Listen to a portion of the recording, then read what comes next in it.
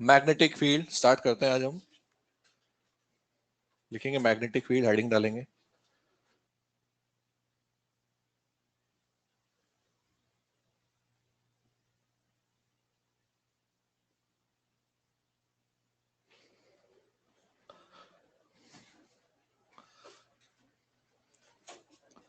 अब देखिए जो चैप्टर है मैग्नेटिक फील्ड आज हम स्टार्ट करने वाले हैं, इसके बारे में एक बात सुने आप। एग्जाम में इससे कितने क्वेश्चंस आते हैं तो बताने की जरूरत होनी नहीं चाहिए, सब जानते हैं आप लोग। लेकिन इसी चैप्टर से रिलेटेड चैप्टर है नेक्स्ट ईएमआई।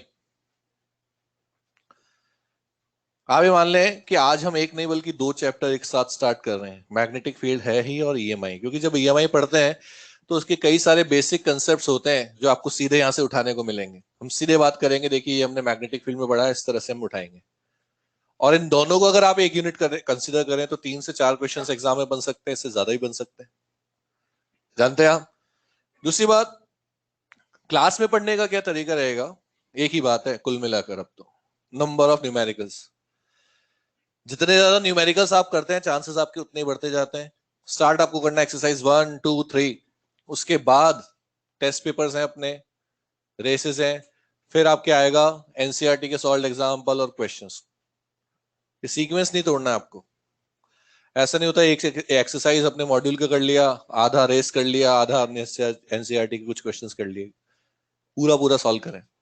और इंपॉर्टेंट है शुरुआत में सिर्फ 3, मॉड्यूल, टेस्ट पेपर और रेस। फाइनल आप जाओ तो फिर आप उसके बाद तो कोई लिमिट नहीं है।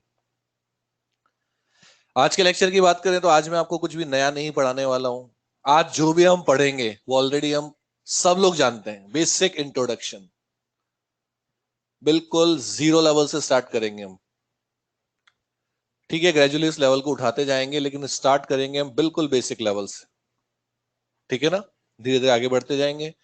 कोशिश ये करें घर जाकर जैसे आज का लेक्चर है उसको रिवाइज करने की जरूरत ना पड़े आपको।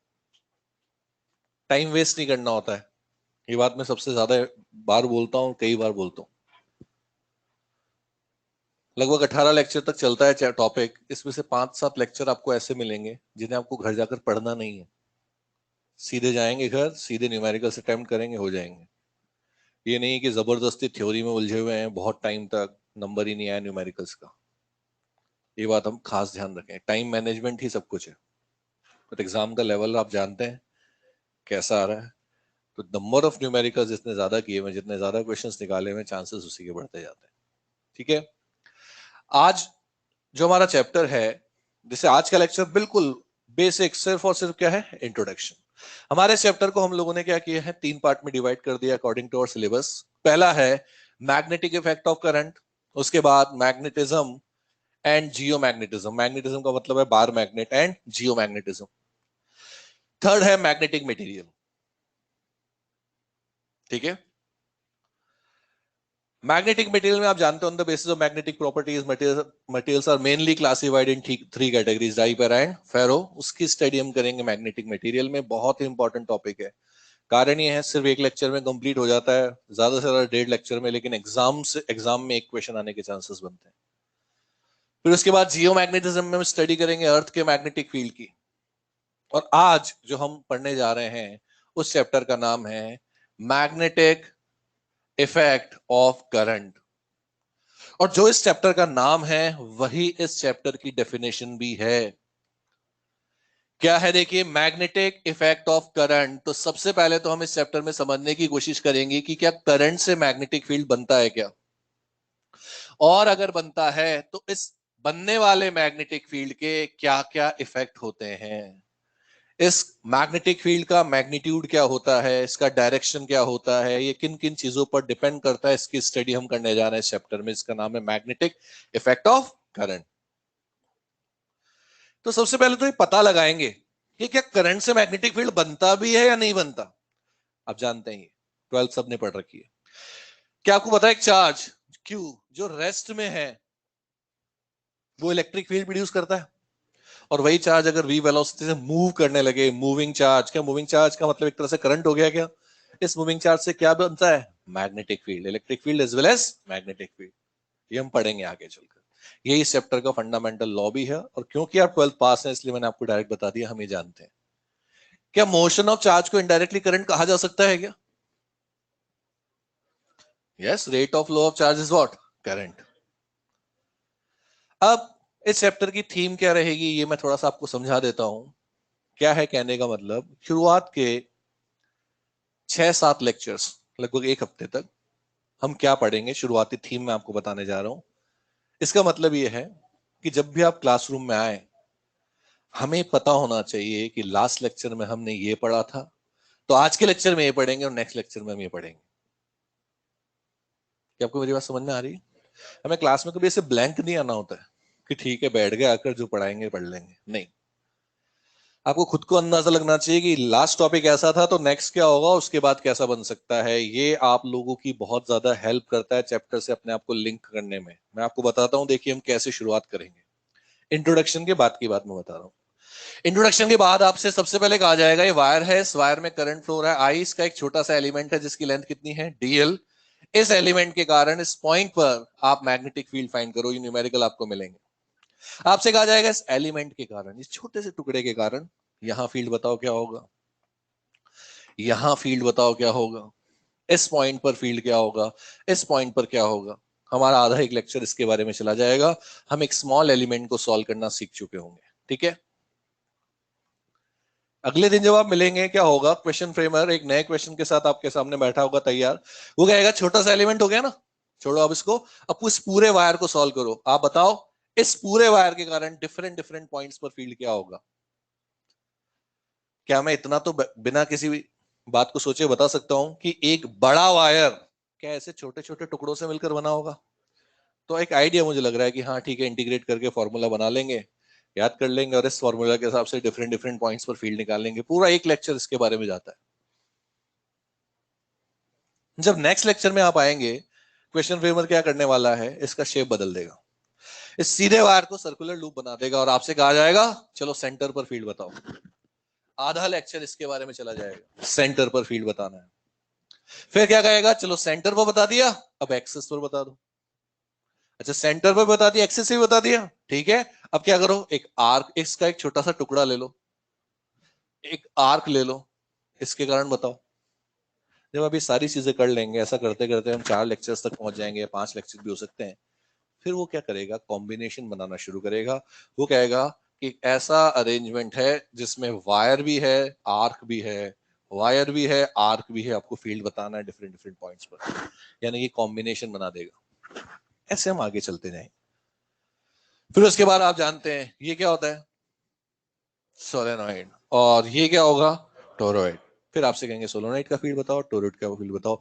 ये है शुरुआत के 7 से लेकर 8 या 6 लेक्चर्स की कहानी। आप ये मानकर चलें, आगे आने वाले 7-8 लेक्चर्स तक जितने भी क्वेश्चन होंगे लगभग सभी सेम होंगे। लगभग हर एक क्वेश्चन में मैं आपसे एक ही बात कहता रहूंगा, find magnetic field, calculate magnetic field, find magnetic field, calculate magnetic field, find magnetic field, calculate magnetic field. हर एक क्वेश्चन में आपसे मैग्नेटिक फील्ड ही पूछा जाएगा, लगभग हर एक क्वेश्चन में। बस होगा क्या, स्टेप बाय स्टेप जैसे जैसे हम आगे चलते जाएंगे, वायर का शेप बदलता चला जाएगा। होगा एक यही क्वेश्चन, फिर हम 6-7-8 लेक्चर कंप्लीट कर लेंगे, उसके बाद हम इस नेक्स्ट लेक्चर लेवल में एंटर करेंगे।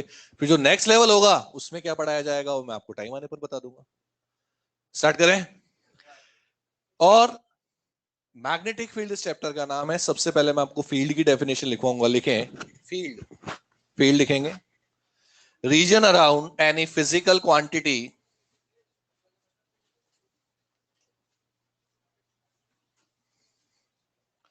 region around any physical quantity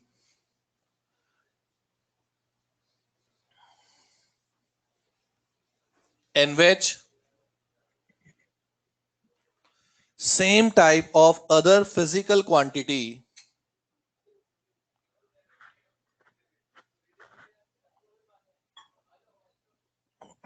can experience force,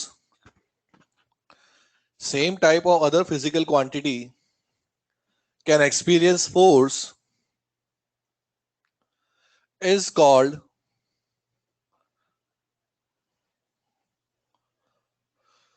field of that quantity. Is called field of that quantity.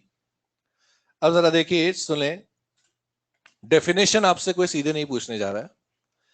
इस डेफिनेशन में जो सबसे इंपॉर्टेंट बात है वो है same type of other physical quantity.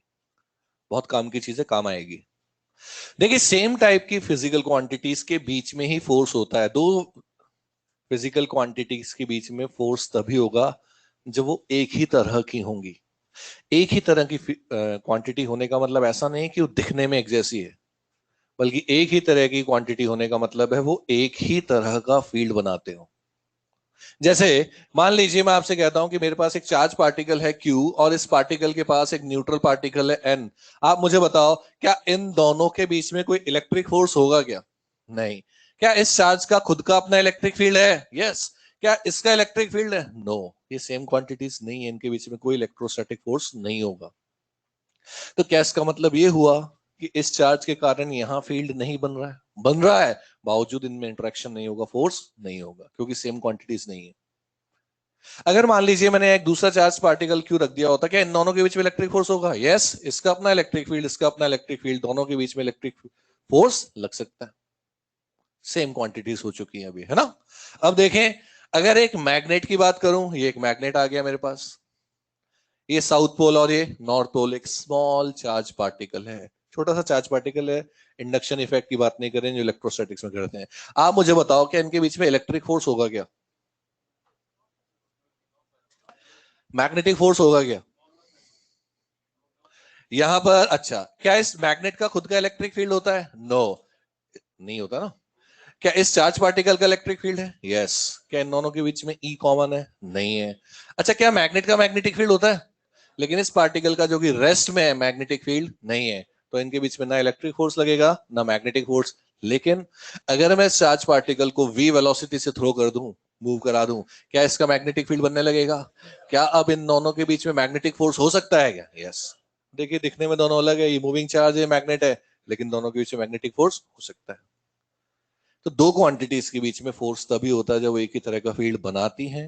ये कई चीजों को समझने में भी काम आएगा, और ये क्वेश्चन सीधे सीधे एग्जाम में बन सकता है। ऐसे क्वेश्चंस आपके मॉड्यूल में है, टेस्ट पेपर में भी आते रहते हैं, एग्जाम में भी आ सकते हैं। और फील्ड की डेफिनेशन के चक्कर में नहीं पढ़ना, हमने कोई मैथमेटिकल डेफिनेशन नहीं पढ़ी है। मैं एक साधारण सी बात बता रहा हूँ, एक चार्ज का इफेक्ट जहां जहां महसूस किया जा सकता है वो उसका फील्ड है, एक मैग्नेट का इफेक्ट जहां जहां महसूस किया जा सकता है वो उसका फील्ड है। मैथमेटिकल डेफिनेशन अलग होती है। जैसे इलेक्ट्रिक फील्ड की डेफिनेशन मैथमेटिक्स में क्या होती है, मैथमेटिकल क्या होती है? फोर्स पर unit charge, F by Q. उसके चक्कर में भी नहीं पढ़ रहे, मैं सिंपल बात कर रहा हूँ। एक बल्ब का फील्ड क्या होता है? जहां जहां उसकी रोशनी जा रही है वो उसका फील्ड है। Is that clear? लेकिन याद जो रखना है वो ये है कि दो क्वांटिटीज के बीच में फोर्स कब होता है। नेक्स्ट लिखें आप, मैग्नेट। मैग्नेट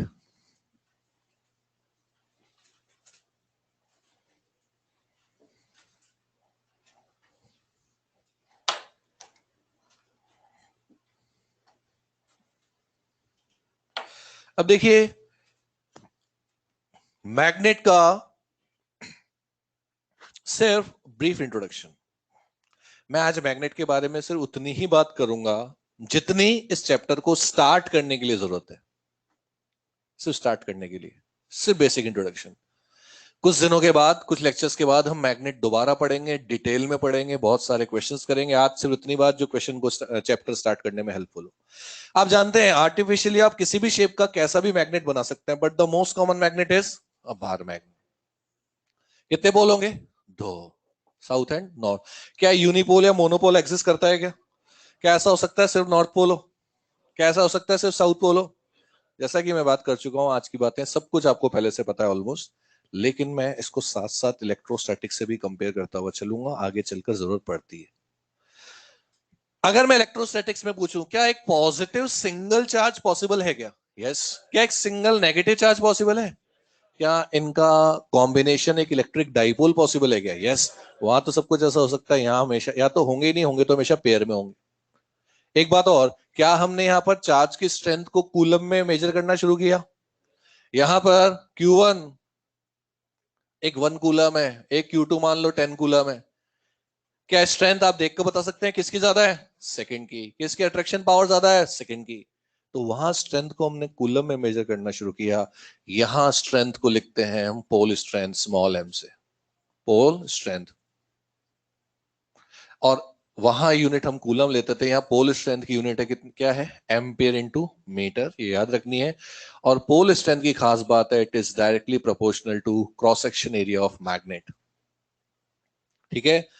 अगर हम बात करें दो ऐसे मैग्नेट्स की जो सेम मटेरियल से बने हुए हैं, सेम बड़े टुकड़े में से दो अलग अलग मैग्नेट काट लिए, तो पोल स्ट्रेंथ किसके डायरेक्टली प्रोपोर्शनल होगा? Cross section area. अगर मान लीजिए मेरे पास एक बार मैग्नेट है, इसका क्रॉस सेक्शन एरिया क्या स्क्वायर है, रेक्टेंगल होगा?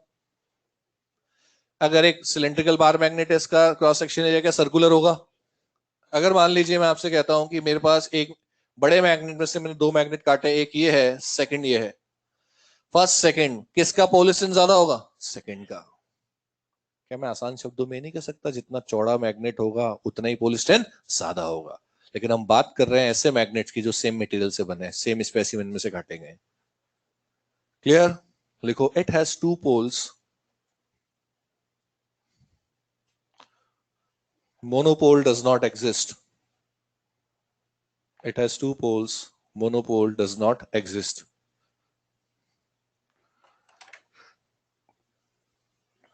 ये लिखें।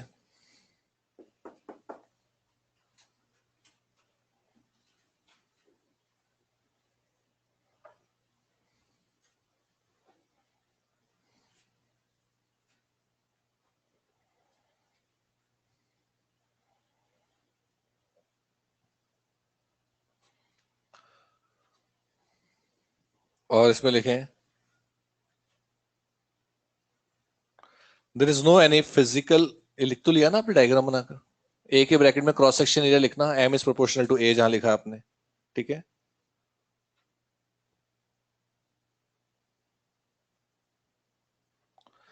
There is no any physical existence of, there is no any physical existence of magnetic poles. There is no any physical existence of magnetic poles. It is used only for,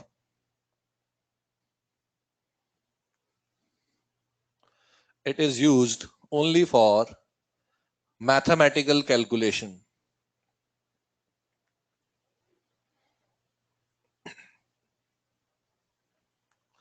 देखिए, north pole और south pole नाम के कोई fundamental particle नहीं होते, ये तो जानते हैं ना। जैसे मान लो मैंने इस मैग्नेट को तोड़ दिया, तो इस मैग्नेट में से साउथ पोल और नॉर्थ पोल नाम का कोई पार्टिकल नहीं निकलेगा बाहर, जबकि निकलना चाहिए अगर वो एग्जिस्ट करता था तो। बल्कि आप जानते हैं ना, इसे जितने टुकड़ों में कट करेंगे हर एक पार्ट का नॉर्थ और एक साउथ पोल होगा, जानते हैं ना ये बात तो इसका कोई फिजिकल एग्जिस्टेंस तो नहीं है। लेकिन अगर इलेक्ट्रोस्टैटिक्स में आ जाए फिर से, क्या एक पॉजिटिव चार्ज फिजिकली एग्जिस्ट करता है? यस। क्या एक नेगेटिव चार्ज फिजिकली एग्जिस्ट करता है? यस। यहां ऐसा नहीं है। जैसे मान लीजिए मैं आपसे पूछता हूं, what is the mass of a proton? क्या ये एक बिल्कुल सही क्वेश्चन है? Yes. But if I ask what is the mass of a north pole, ये कोई क्वेश्चन नहीं बनता। ठीक है। अब सवाल ये उठता है दिमाग में कि ठीक है सर, हम मान लेते हैं कि एग्जिस्ट नहीं करते, तो फिर आखिर किस चीज को डिनोट करते हैं, किस चीज को रिप्रेजेंट करते हैं? तो किसी बार मैग्नेट में पोल्स वो जगह बताते हैं जहां इनकी अट्रैक्शन पावर मैक्सिमम होती है। जैसे मान लीजिए आपने आयरन डस्ट डाल दिया, लोहे का बुरादा, बुरादा डस्ट समझते हैं, वो डाल दिया, तो ज्यादा कहाँ चिपकेगा, कहाँ कॉन्सेंट्रेशन ज्यादा होगी? किनारों पर। और यहाँ कम होती जाएगी, निग्लेजिबल होती जाएगी। और मैथमेटिकल कैलकुलेशन करने में हम इसका यूज कर रहे होते हैं, इनका कोई मास नहीं होता, कोई फिजिकली एग्जिस्ट नहीं करते। लिखो एक क्वेश्चन जल्दी से। Pole strength of a bar magnet is M.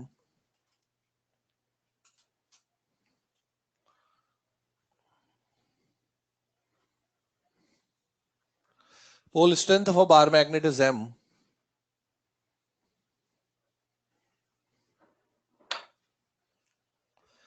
If we cut this magnet in two equal parts, small m लिखो बेटा, small m.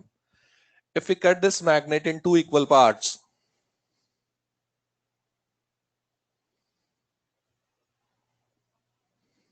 पहला लिखो along its length,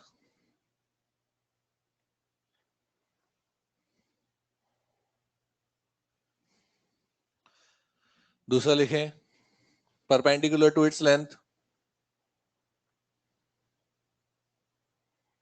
find pole strength of each part. बहुत basic question है, बहुत simple question है, लिखने के साथ ही शायद आंसर आ जाना चाहिए। क्या आंसर आएगा? m/2 and m।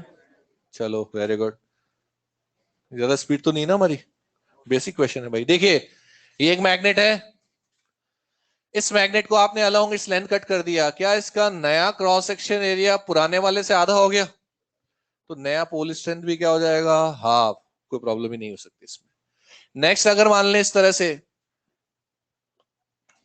क्या इसका क्रॉस सेक्शन एरिया चेंज हुआ है क्या? नो। तो पोल स्ट्रेंथ भी क्या रहेगा? सेम। मुझे लगता नहीं इसमें कोई प्रॉब्लम होनी चाहिए। मेरे पास एक मैग्नेट है, अच्छा इस मैग्नेट को अगर मैं इस तरह से कट कर दूं यूं, क्या कोई चेंज आ रहा है क्रॉस सेक्शन एरिया में? पोल स्ट्रेंथ चेंज नहीं होगा। क्या अगर पैरेलल कट करेंगे तो होगा? Next, magnetic field lines. Next heading है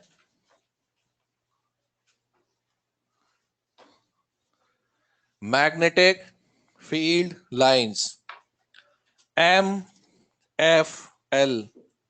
शॉर्ट में लिखेंगे इसको MFL। अच्छा आप मुझे एक बात बताएं, इलेक्ट्रिक फील्ड लाइंस पढ़ी ना आप लोगों ने? जैसे इलेक्ट्रिक फील्ड लाइंस होती हैं वैसे ही क्या होती हैं? Magnetic field lines. इलेक्ट्रोस्टैटिक्स में इलेक्ट्रिक फील्ड लाइंस जब आपको पढ़ाई जाती है उसके लिए लगभग आधे से एक लेक्चर लग जाता है। आधा से एक लेक्चर हम वहां दे रहे होते हैं, वहां जरूरत है। यहां हम उसी बात को सिर्फ और सिर्फ 5 मिनट में करने जा रहे हैं। कारण यह है कि जितना टाइम वहां देना है वहां दिया जाएगा, यहां हम सीधे उसी से चीजों को कंटिन्यू कर सकते हैं। चलो तो कुछ बातें मैं आपसे पूछ लेता हूं, देखते हैं याद है या नहीं है। क्या electric field lines physically exist करती है कि इमेजिनरी कंसेप्ट है? क्या इनका यूज रिजल्टेंट फील्ड को रिप्रेजेंट करने में करेंगे? क्या दो इलेक्ट्रिक फील्ड लाइंस एक दूसरे को कट कर सकती है? क्योंकि एक ही पॉइंट पर दो डायरेक्शन पॉसिबल नहीं है। क्या जहां इन पर टेंजेंट ड्रॉ कर देते हैं क्या हमें यहाँ फील्ड की डायरेक्शन मिल जाती है? क्या जहां इनकी डेंसिटी ज्यादा होती है क्या वहां स्ट्रेंथ ज्यादा होती है? जहां डेंसिटी कम या दूर दूर होती है क्या वहां कमजोर होती है? सेम सारी बातें, सारी की सारी बातें कहां काम आएंगी आपकी?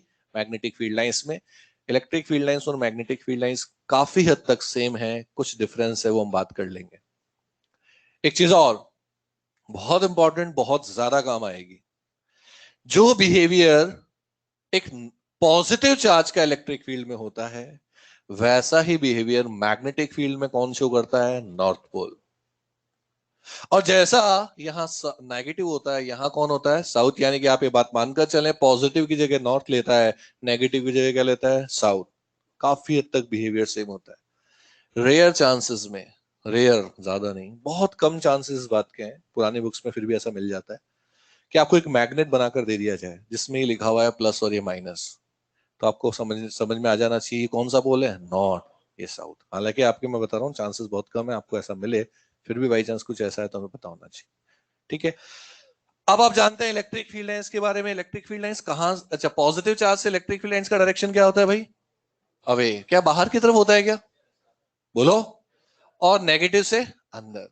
और मैं इनको अगर कंपेयर करते वक्त यहां मैग्नेटिक फील्ड लाइंस के बारे में आपसे पूछूं तो आप खुद मुझे बता सकते हैं कि मैग्नेटिक फील्ड लाइंस कहां से बाहर आनी चाहिए?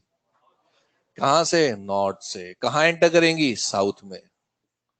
नॉर्थ से बाहर आएंगी, कहां एंटर करेंगी? साउथ में। ध्यान से देखिए मैग्नेटिक फील्ड लाइंस का डायरेक्शन है north to south outside the magnet, but from south to north inside the magnet. This is the basic difference between electric field lines and magnetic field lines. Electric field lines form open curve, discontinuous curve, but magnetic field lines always form closed curve. Is that clear? दोनों के बीच का basic difference यही है, एक open curve बनाता है और एक क्लोज। ओपन कौन बनाता है? Electric field lines. हालांकि आप जानते हैं एक ऐसा स्पेशल टाइप का इलेक्ट्रिक फील्ड भी होता है जो क्लोज लूप बनाता है, वो हम ईएमआई में पढ़ेंगे। वो non electrostatic field, electrostatic field होता है, लेकिन उसके बारे में ज्यादा बातचीत नहीं की जाती। हमारे सवाल वो होते हैं जो हमारे सिलेबस पर आधारित होते हैं, और हमारे सिलेबस में इलेक्ट्रिक फील्ड के टर्म में अगर हम बात करें तो इलेक्ट्रोस्टैटिक फील्ड का ही वेटेज ज्यादा है। क्या जो मैं कहना चाह रहा हूं समझ में आ रहा है आप लोगों को? एक ऐसा फील्ड भी होता है, एक ऐसा इलेक्ट्रिक फील्ड भी होता है जो हम ईएमआई में पढ़ेंगे, जो क्लोज लूप बनाता है, उसे नॉन इलेक्ट्रोस्टैटिक और इंड्यूस इलेक्ट्रिक फील्ड कहते हैं। लेकिन जनरली, नॉर्मली, सामान्यतः जब इलेक्ट्रिक फील्ड कहा जाता है तो हम उसको इलेक्ट्रोस्टैटिक फील्ड कंसीडर करते हैं। तो इलेक्ट्रोस्टैटिक फील्ड जो होता है वो ओपन लूप बनाता है, लेकिन मैग्नेटिक फील्ड लाइंस क्या बनाती है? Close loop. क्लियर है? देखिए आप। अच्छा, एक बात और, मान लीजिए यहां से मैग्नेटिक फील्ड लाइन जा रही है, यहां तक पहुंची, क्या क्लोज लूप बनाएगी क्या? वेरी गुड, बनाएगी। हो सकता है आप इसे बोर्ड पर रिप्रेजेंट नहीं कर पा रहे, हो सकता है इनफाइनाइट पर जाकर क्लोज लूप बनाए, लेकिन अगर ये मैग्नेटिक फील्ड लाइन है तो उसका क्लोज लूप बनाना जरूरी है। अगर कोई लाइन इनफाइनाइट तक जा रही है तो कोई ना कोई लाइन यहां से आ भी रही होगी, तभी क्लोज लूप बनेगा। Is that clear? लिखें, it is an imaginary concept, it is an imaginary concept, it is used to represent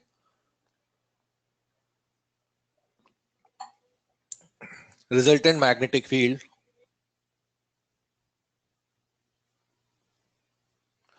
it is used to represent resultant magnetic field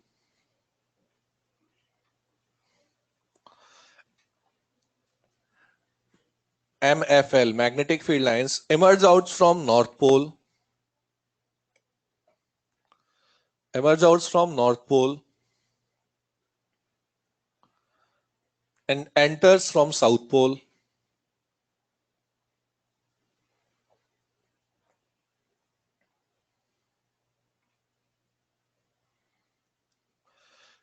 Direction of MFL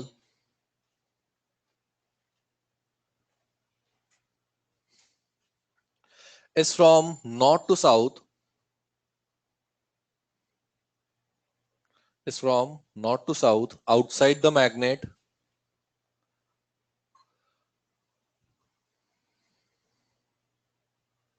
and from south to north and from south to north inside the magnet. ठीक है? Next line में important mark करके लिखे, magnetic field lines always form close loop, magnetic field lines always form close loop और continuous curve.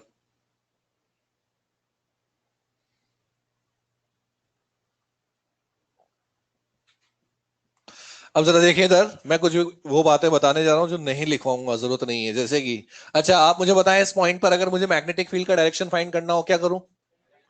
क्या tangent draw कर दूं? यहां फाइंड करना है तो टेंजेंट ड्रॉ कर दूं? बिल्कुल आप जानते हैं। अच्छा, क्या दो लाइंस एक दूसरे को इस तरह से कट कर सकती है? क्योंकि एक ही पॉइंट पर दो डायरेक्शन पॉसिबल नहीं है। अच्छा, एक बात और, क्या आप ये कह सकते हैं कि जहां इनकी डेंसिटी ज्यादा है वहां इनकी स्ट्रेंथ ज्यादा होगी? बोलो। और जहां डेंसिटी कम है वहां स्ट्रेंथ कम होगी। अब मैं कुछ एक क्वेश्चन पूछ रहा हूँ, राइट और रॉन्ग, ट्रू और फॉल्स में आप आंसर देते जाएंगे। क्वेश्चन नंबर 1 है, यूनिपोल और मोनोपोल में exist? No. Magnetic field lines में फॉर्म ओपन कर्व?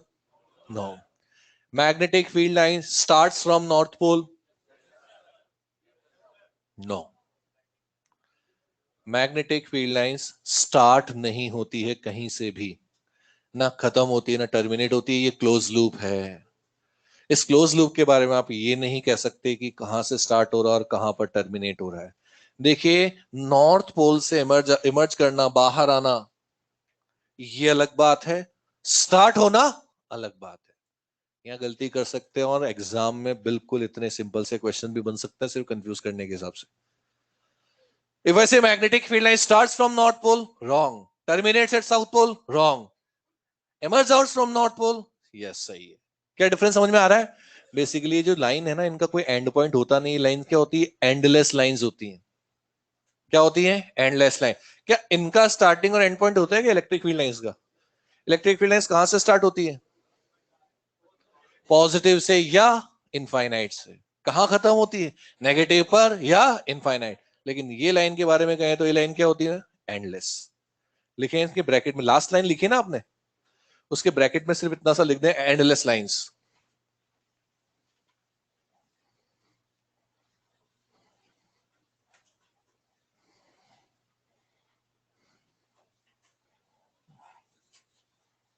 हो गया। अब लिखें आप सोर्स ऑफ मैग्नेटिक फील्ड।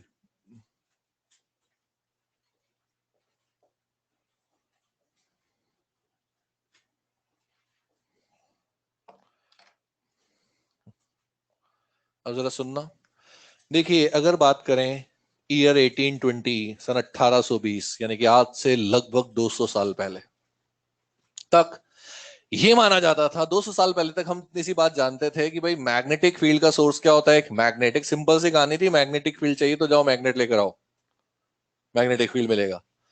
लेकिन एक साइंटिस्ट थे जिनका नाम था ऑरेस्टेड। ऑरेस्टेड ने क्या किया, एक सिंपल सा सर्किट लिया। सर्किट कैसे बनाया, ये तो क्या हो गया भाई, रेयोस्टेट, वेरिएबल रेजिस्टेंस हो गया। बैटरी ली, की से कनेक्ट किया, ये सर्किट तैयार किया उन्होंने, और उसके पास ले जाकर उन्होंने एक मैग्नेटिक निडल को रख दिया। मैग्नेटिक निडल कुछ नहीं और नहीं होता बल्कि एक हल्का सा छोटा सा बार मैग्नेट ही होता है। करंट जब ऑफ था, सर्किट में कोई करंट नहीं था, ये मैग्नेटिक निडल किसी कंडीशन में, किसी पर्टिकुलर डायरेक्शन में रुकी हुई थी, रेस्ट कंडीशन में थी। जैसे उन्होंने की को प्रेस करके स्विच को ऑन किया, जैसे सर्किट में करंट फ्लो होने लगा, इस मैग्नेटिक निडल में डिफ्लेक्शन आने लगा। आप जानते हैं मैग्नेटिक निडल में डिफ्लेक्शन आ रहा है, इसका मतलब इस पर कोई ना कोई फोर्स, कोई ना कोई टॉर्क लग रहा है। और फोर्स और टॉर्क, आप जानते हैं आज का जो लेक्चर की पहली बात थी, दो क्वांटिटीज के बीच में फोर्स तभी लगता है जब वो सेम फील्ड बनाते हैं। तो अगर एक टॉर्क और फोर्स एक्सपीरियंस कर रहा है, इसका मतलब यहां कोई ना कोई मैग्नेटिक फील्ड आ चुका है, क्योंकि बिना मैग्नेटिक फील्ड के हिलने वाला नहीं था। जब उन्होंने करंट को बढ़ाया, उन्होंने देखा डिफ्लेक्शन आसान हो गया और इजीली डिफ्लेक्ट होने लगा। और जैसे उन्होंने इस बैटरी की पोलैरिटी को बदलकर करंट का डायरेक्शन उल्टा किया, रिवर्स किया, उन्होंने देखा डिफ्लेक्शन भी रिवर्स हो गया। तो यहां से ऑरेस्टेड ने कहा, कहना शुरू किया कि इस करंट कैरिंग वायर के आसपास एक मैग्नेटिक फील्ड बन रहा है, बिना मैग्नेटिक फील्ड के डिफ्लेक्ट नहीं हो सकता था। और उस बनने वाले मैग्नेटिक फील्ड का सीधा सीधा रिलेशन इस वायर में फ्लो होने वाले करंट से है, क्योंकि करंट के बदलते ही डिफ्लेक्शन भी बदल रहा है। तो उन्होंने यहां से एक बात कहना शुरू की कि अभी तक जो हम सोचते थे कि मैग्नेटिक फील्ड का सोर्स एक मैग्नेट है, वो तो सही है, लेकिन मैग्नेट के अलावा भी हम मैग्नेटिक फील्ड बना सकते हैं। किससे, करंट कैरिंग वायर से। और करंट कैरिंग एलिमेंट कह दो, करंट कैरिंग कंडक्टर कह दो, करंट कैरिंग सेमीकंडक्टर कह दो, क्या फर्क पड़ता है, बस करंट आना चाहिए। और इन अदर वर्ड्स, क्या सेकंड करंट कैरिंग वायर या करंट को ही मैं मूविंग चार्ज भी कह सकता हूं क्या? इनफैक्ट इन दोनों का मतलब एक तरह से सेम ही तो हुआ। Moving charge is what, current itself, rate of flow of charge is what, current. सही मायने में यहीं से हमारे चैप्टर की शुरुआत होती है, जिस चैप्टर का नाम है मैग्नेटिक इफेक्ट ऑफ करंट। ऑरेस्टन ने हमें हमारे नेचर का एक फंडामेंटल लॉ ढूंढ कर दिया। लॉ, फंडामेंटल लॉ किसी इंसान ने नहीं बनाया, आपने और मैंने नहीं बनाया, नेचर ने बनाया। फिजिक्स होता ही है स्टडी ऑफ नेचर।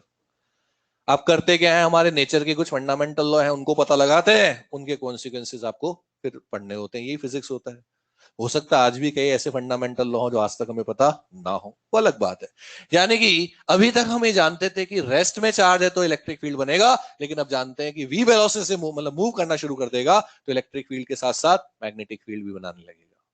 तो यहां से हमारा चैप्टर स्टार्ट होता है, मैग्नेटिक इफेक्ट ऑफ करंट। हम ये प्रूव कर चुके हैं कि करंट और मूविंग चार्ज से मैग्नेटिक फील्ड बनता है। और एस्टेड एक्सपेरिमेंट आपके लिए काम का नहीं है, कोई काम का नहीं है, कोई डायग्राम नहीं बनाना। कोई आपसे कहे और एस्टेड एक्सपेरिमेंट क्या है, तो ज्यादा शायद कह देना करंट होगा तो मैग्नेटिक फील्ड होगा, दैट्स ऑल। करंट को रिवर्स करोगे तो डिफ्लेक्शन भी रिवर्स हो जाएगा, पूछा नहीं जाता है। सोर्सेस ऑफ मैग्नेटिक फील्ड आप लिख लीजिए, लेकिन एक चीज और है इसमें देखना, मैं एक और चीज लिख रहा हूं उसमें, डीई बाय डी टी। इस डीई बाय डी टी का मतलब क्या है, टाइम, हाँ good, time varying electric field या change of rate of change of electric field, इसका मतलब होता है time varying electric field. Magnetic field का एक सोर्स टाइम के साथ बदलने वाला इलेक्ट्रिक फील्ड भी होता है, लेकिन मैं आपको इसके बारे में नहीं पढ़ाऊंगा। इसके बारे में ईएम वेव्स में पढ़ाया जाता है। कहां पढ़ेंगे, ईएम वेव्स। लेकिन फिर भी जब सोर्स लिखे जाएंगे तो आएगा जरूर, ऐसा क्वेश्चन बिल्कुल एग्जाम में बन सकता है कि सोर्स ऑफ मैग्नेटिक फील्ड क्या क्या होते हैं, तो उसको टिक करना जरूरी है। भले इस चैप्टर में नहीं पढ़े लेकिन लिखेंगे। लिख लो, डी बाई डी टी को लिखना जरूर, टाइम वेरिंग इलेक्ट्रिक फील्ड।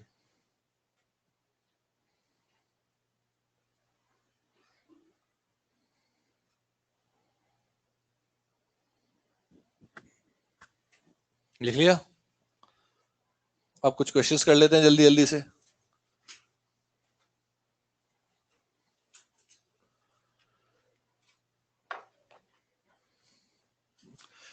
ये वायर है, इस वायर में करंट फ्लो हो रहा है आई, और कांस्टेंट करंट है, ये बात ध्यान रखना। This chapter is all about constant current. इस चैप्टर में हम सिर्फ सिर्फ और सिर्फ कांस्टेंट करंट की ही स्टडी करते हैं, ध्यान रखना। अगर करंट बदल गया तो हम नेक्स्ट चैप्टर में चले जाएंगे, ईएमआई में। अगर इस चैप्टर में मैं आपको 100 क्वेश्चन करा रहा हूं ना, तो आप मानकर चलना 100 के 100 में करंट क्या होगा? कांस्टेंट। प्लीज ध्यान देना, क्योंकि करंट बदलते क्वेश्चन टॉपिक बदल जाएगा। करंट कांस्टेंट है, इसके पास एक चार्ज को मैंने रेस्ट कंडीशन में रख रखा है, और मैं आपसे पूछता हूं इनके बीच में 4 ऑप्शंस हैं, एफई, एफएम, बोथ और नन। कौन कौन से फोर्स होंगे? डायग्राम बनाओ, लिख सकते हैं कौन कौन से फोर्स होंगे इन दोनों के बीच में। ये क्वेश्चन है हमारा।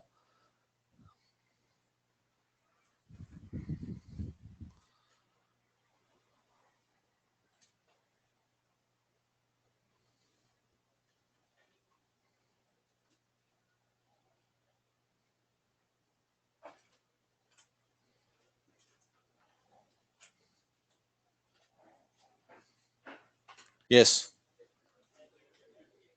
कितने लोग कहते हैं फर्स्ट ऑप्शन? Fourth option?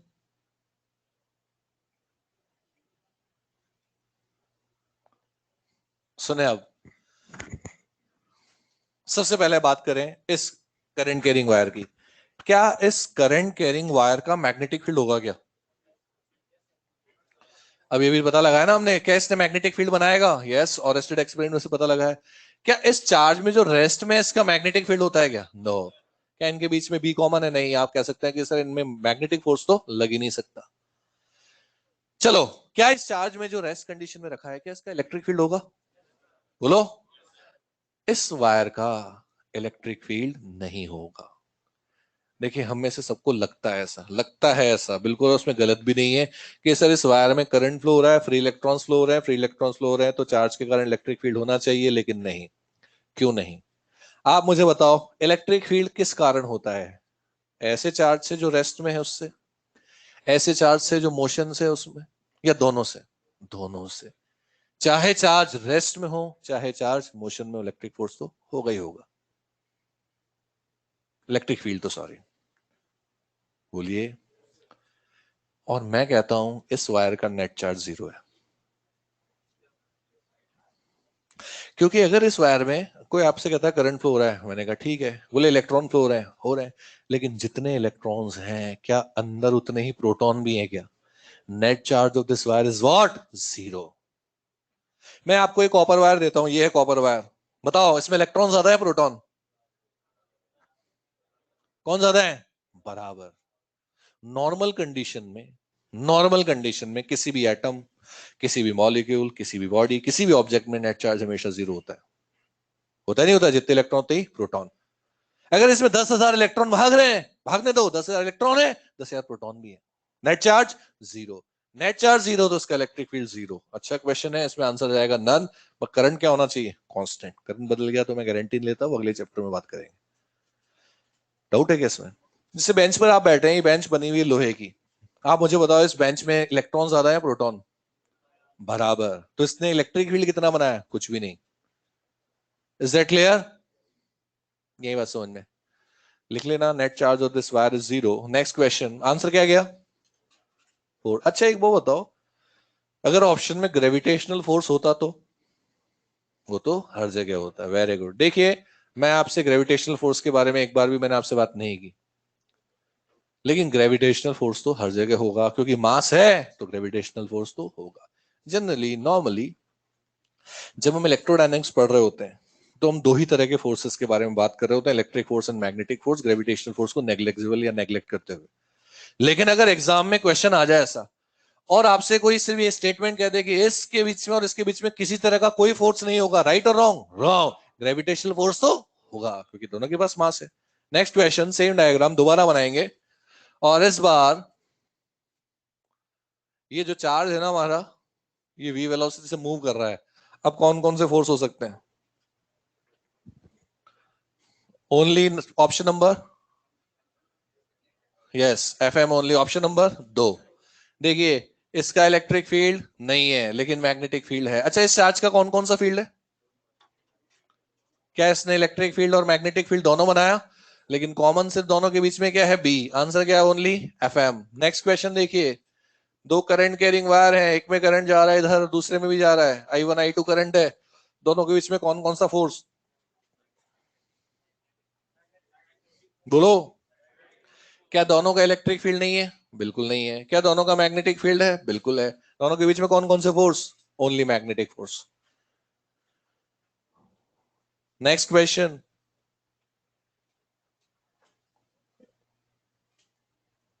इधर देखें, ये है एक इलेक्ट्रॉन बीम। कौन सी? Electron beam. और ये है अल्फा पार्टिकल की beam. Alpha is what? Nucleus of helium, charge positive, जानते ना? ये दोनों बीम जा रही है, इन दोनों के बीच में कौन कौन से फोर्स होंगे? जल्दी बताओ। बनो डायग्राम, बनो डायग्राम, बनो जल्दी जल्दी।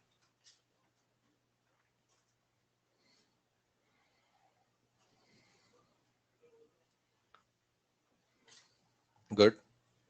बोथ, दोनों रहेंगे। चलो देख लेते हैं इधर, यहां पर ये इलेक्ट्रॉन बीम है।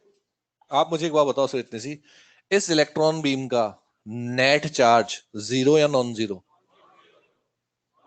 बल्कि आप ये भी बता सकते हैं पॉजिटिव या नेगेटिव? नेगेटिव। नॉन जीरो है, नॉन जीरो होने के कारण इलेक्ट्रिक फील्ड होगा। क्या मूविंग है? मैग्नेटिक फील्ड भी होगा। देखिए एक बात बताता हूं आपको, मूविंग चार्ज, चार्ज की beam is also equivalent to current. ये भी किसके इक्विवेलेंट है? करंट के। हालांकि हम जानते हैं इलेक्ट्रॉन और करंट का डायरेक्शन क्या होता है? ऑपोजिट।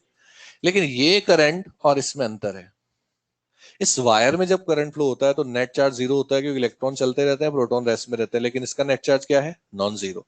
इसका नेट चार्ज, अल्फा बीम का नेट चार्ज नॉन जीरो। क्या इसका इलेक्ट्रिक फील्ड होगा? यस। क्या इसका मैग्नेटिक फील्ड होगा? मूविंग होने के कारण होगा। आंसर क्या गया? बोथ। एग्जाम में आ सकते हैं ऐसे क्वेश्चन, एग्जाम में ध्यान रखें। तो फिर भी अच्छा क्वेश्चन है, बहुत ही इजी क्वेश्चन आ रहे हैं एग्जाम में, आप देख रहे हैं कैसा पेपर बन रहा है। ठीक है ना? अच्छा एक देखिए, ये नेगेटिव चार्ज और ये क्या है? Positive charge. नेगेटिव और पॉजिटिव में क्या होता है? अट्रैक्शन। लेकिन जानते हैं कौन सा फोर्स है? इलेक्ट्रिक। एक नेगेटिव चार्ज एक पॉजिटिव चार्ज को अट्रैक्ट करता है, कौन सा फोर्स है? Electric. But what about magnetic force? Magnetic force का नेचर मैं नहीं जानता, इस लेक्चर तक, पहले लेक्चर तक नहीं जानता, 8-10 लेक्चर के बाद जरूर जान जाऊंगा। यहां पर इलेक्ट्रिक फोर्स क्या चाह रहा है? अट्रैक्शन। मैग्नेटिक फोर्स मुझे नहीं पता क्या चाहता है, अभी नहीं पता। ओवरऑल क्या होगा हम नहीं कह सकते थे। लेकिन एक बात सुन लें, किस्मत से हमारा आंसर सही आ सकता है, क्योंकि जानते हैं electric force is very much greater than magnetic force. ये आपको याद रखना है। सुनते रहो सुनते रहो सुनते रहो। अगर मान लीजिए आपसे कहें नेगेटिव पॉजिटिव इलेक्ट्रिक फोर्स के कारण अट्रैक्शन, अब मैग्नेटिक फोर्स चाहे रिपल्शन चाहे चाहे अट्रैक्शन चाहे, डोंट केयर, कोई फर्क नहीं पड़ता, चलेगी किसकी? इलेक्ट्रिक फोर्स की। अगर मान लो 100 न्यूटन से अट्रैक्शन हो रहा है और 5 न्यूटन से रिपल्शन हो रहा है, चलेगी किसकी? अट्रैक्शन की। तो ओवरऑल इनमें क्या होगा? अट्रैक्शन। F E. अच्छा सुनना एक बार, केयरफुली सुने। ये दो चार्ज है, दो चार्ज है, कोई तीसरा इन्वॉल्व नहीं होना चाहिए इनके बीच में, थर्ड पार्टी इन्वॉल्व नहीं होनी चाहिए। अगर इन दोनों ने आपस में एक दूसरे पर इलेक्ट्रिक और मैग्नेटिक दोनों फोर्स लगाए, तब हमेशा किसकी चलेगी? इलेक्ट्रिक फोर्स की। हमेशा बड़ा कौन होगा? Electric force. और एफ ई और एफ एम का जो रेशियो आएगा ना बच्चों, देखो F E by F M जो आएगा वो आएगा C square by V square. यहां वी जानते हैं क्या है? Speed of light. सी है स्पीड ऑफ लाइट। वी क्या बोला मैंने? Speed of particle, sorry, speed of particle. C क्या है? Speed of light. किसी भी पार्टिकल की स्पीड स्पीड ऑफ लाइट से ज्यादा नहीं हो सकती, कभी भी एफ एम एफ ई से ज्यादा नहीं हो सकता। ये फॉर्मूला कहां से आए फिलहाल सोचने की जरूरत नहीं है, चाहो तो लिख देना, चाहो तो छोड़ देना, ये जरूर आप लिख सकते हैं। एफ ई हमेशा एफ एम से क्या होगा? ज्यादा होगा।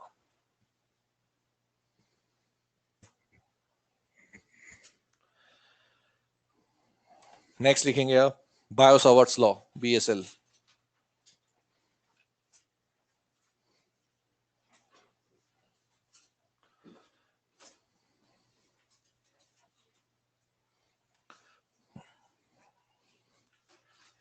देखिए बायो-सावर्ट्स लॉ लिखे, हेडिंग लिखे हैं BSL।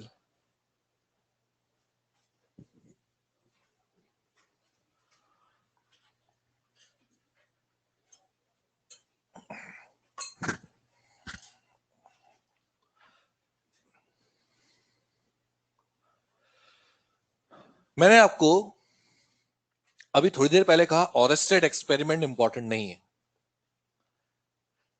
साइंस के पॉइंट ऑफ व्यू से देखें, साइंस के नजरिए से तो बहुत बड़ी खोज है ये, लेकिन आपके और मेरे लिए इंपॉर्टेंट नहीं है, क्योंकि हमारे लिए इंपॉर्टेंट वही होता है जिससे एग्जाम में क्वेश्चन बनता है। ठीक है ना। ऑरेस्टेड ने हमें ये तो बताया कि करंट से मैग्नेटिक फील्ड बनता है, लेकिन उस बनने वाले मैग्नेटिक फील्ड का मैग्नीट्यूड क्या होता है, डायरेक्शन क्या होता है, वो किन किन चीजों पर डिपेंड करता है, ये हमें ऑरेस्टेड ने नहीं बताया। इन शॉर्ट, उन्होंने हमें कोई मैथमेटिकल फॉर्मूला नहीं दिया जो आपको मैग्नेटिक फील्ड की जानकारी दे सके, तो कोई न्यूमेरिकल उससे नहीं बनता, इसलिए काम नहीं आएगा हमारे। तो जो बायो-सावर्ट्स से इन्होंने सोचा कि जब ऑरेस्टेड हमें बता चुके हैं कि करंट से मैग्नेटिक फील्ड बनता है, तो क्यों ना इस बनने वाले मैग्नेटिक फील्ड के लिए एक फॉर्मूला डिराइव करें। और उन्होंने यही सोचकर अपने एक्सपेरिमेंट शुरू किए। उन्होंने एक वायर लिया, इस वायर में करंट फ्लो करवाया आई, और शुरुआत में उन्होंने सिर्फ और सिर्फ एक छोटे से एलिमेंट की बात की, वायर के एक छोटे से एलिमेंट को कंसिडर किया।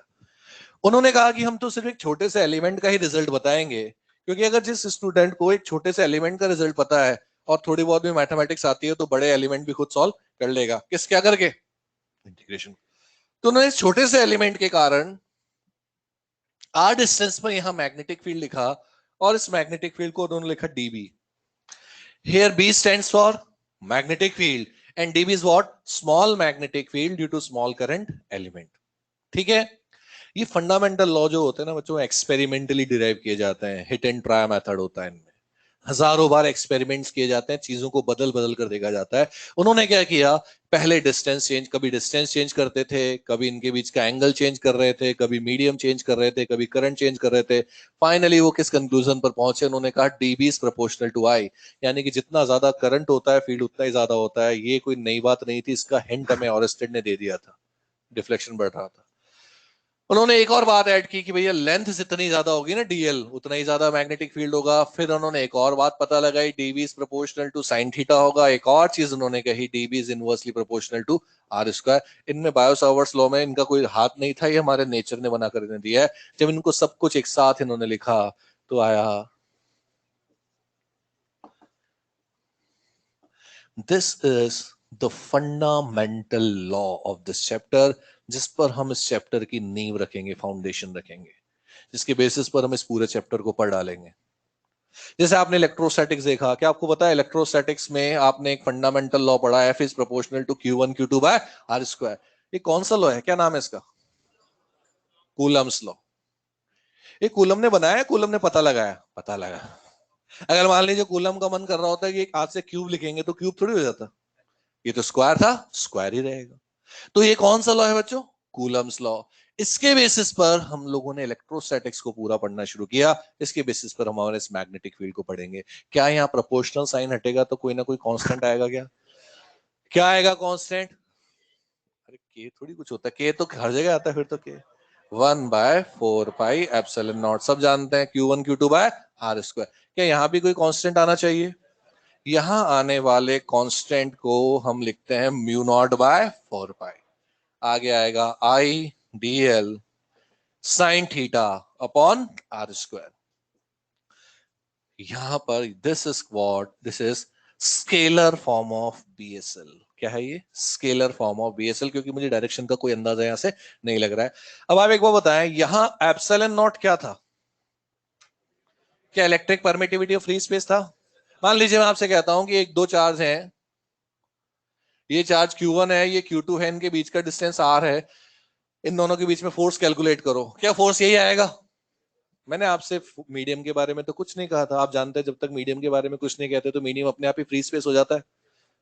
बोलो।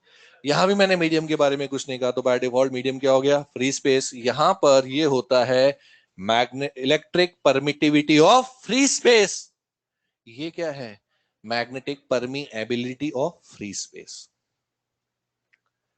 लेकिन अगर मान लीजिए मैं मीडियम बदल दूं, क्या ये फाइनल आंसर बदल जाएगा? बोलो। मान लो इनको पानी में डुबो दिया, कहीं और रख दिया, तो एफ इस बार क्या बनेगा? 1/4 pi epsilon Q1 Q2 by R square. ये एप्सिलॉन क्या होगा? क्या ये नए मीडियम की परमिटिविटी होगी? हाँ, जरूरत पड़ने पर क्या हम एप्सिलॉन को एप्सिलॉन नॉट एप्सिलॉन आर लिख सकते हैं, ये आप जानते हैं, लेकिन आएगा नए मीडियम की परमिटिविटी। यहां भी अगर मैं मीडियम बदल दूं तो क्या अब भी म्यू नॉट ही रहेगा या म्यू आ जाएगा? म्यू आ जाएगा। ये म्यू क्या नए मीडियम की परमिएबिलिटी होगी क्या? तो जो मैं पूछना चाहता हूं बात यह है, क्या किसी जगह पर बनने वाला मैग्नेटिक फील्ड मीडियम पर डिपेंड करता है क्या? यस। क्या मीडियम बदलने पर मैग्नेटिक फील्ड बदलता रहेगा? यस।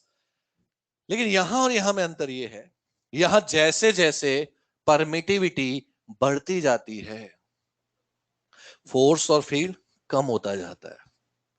यहां जैसे जैसे परमिएबिलिटी बढ़ेगी, फोर्स और फील्ड बढ़ेगा। Mathematically you can see it is inversely proportional and it is directly proportional. ऐसा क्यों होता है, ये आने पर वक्त आने पर आपको पता लगेगा कि क्यों बढ़ता है जब मैग्नेटिक मटेरियल बढ़ेंगे। जैसे इलेक्ट्रोस्टैटिक्स में वहां पता लगता है कि घटता क्यों है, क्योंकि इंड्यूस फील्ड हमेशा अपोजिट डायरेक्शन में आता है। लिख लो इसको।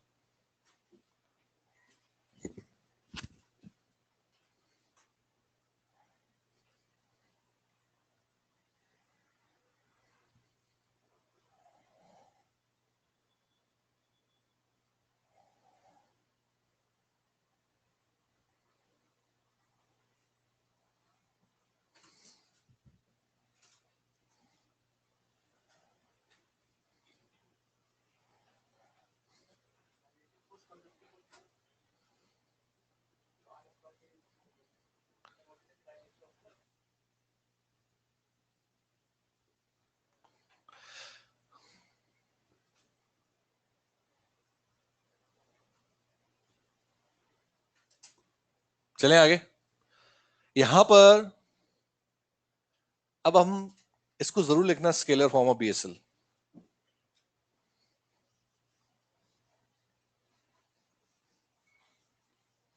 अच्छा लिखो अब, ये पूरे वायर का फील्ड है क्या? एलिमेंट का है ना? DL, length of current element, mention करेंगे सारी चीजें। Length of current element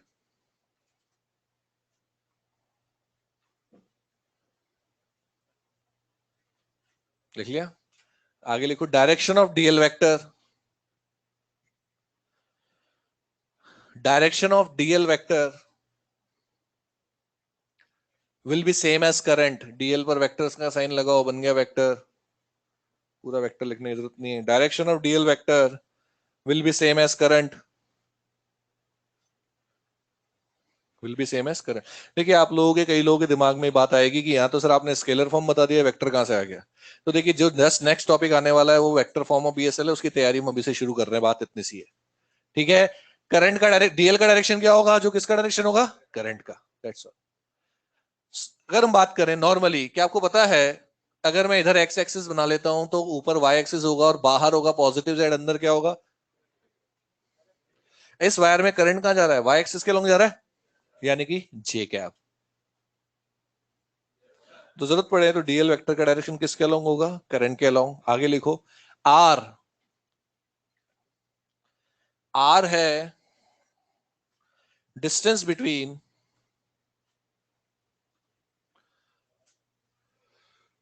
current element and point of observation. Distance between current element and point of observation. Next लिखो आप। नेक्स्ट इंपॉर्टेंट मार्क करके, direction of R vector, direction of R vector is always from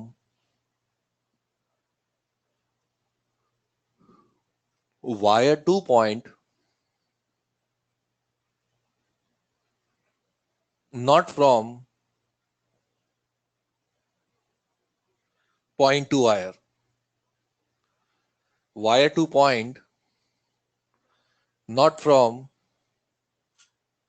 point two wire. लिखा। अब जरा सुनेंगे आप। सबसे पहली बात तो ये, फिलहाल आपको ये बिल्कुल सोचने की जरूरत नहीं है कि न्यूमेरिकल्स कैसे आएंगे और कैसे किए जाएंगे। ये मेरा काम है, मुझ पर छोड़ दीजिए, जब हम पहुंचेंगे तब की तब देख लेंगे। मैं फिलहाल आपसे वही बातें करने जा रहा हूं जो यहां बताई जा रही हैं। आप तो मुझे एक बात बताएं, अगर किसी भी वेक्टर में इनिशियल और फाइनल पॉइंट को इंटरचेंज कर दें तो क्या उस वेक्टर में एक माइनस साइन लग जाता है क्या?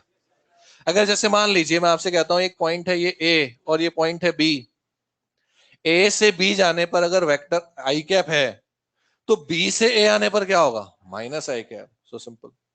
अगर मान लीजिए मैं आपसे कहता हूं ए से बी जाने पर वेक्टर आर है तो उल्टा लौटने पर क्या होगा? Minus R. कोई नई बात तो नहीं बताई मैंने आपको, बेसिक बातें हैं। अगर मान लीजिए मैं आपसे कहता हूं कि ये x है और ये y है, x से y जाने पर वेक्टर p बनता है तो वापस लौटने पर बोलो। अगर x से y जाने पर, ये डायरेक्शन पे जाने पर वेक्टर r बनता है तो वापस क्या बनेगा? Minus R. सोचिए, एक एलिमेंट मैंने y पर रख दिया और मुझसे x पर फील्ड पूछा जाता है। जो स्टेटमेंट आपने अपनी नोटबुक में अभी भी लिखा है उसके अकॉर्डिंग मुझे x से y पर जाना चाहिए या y से x पर?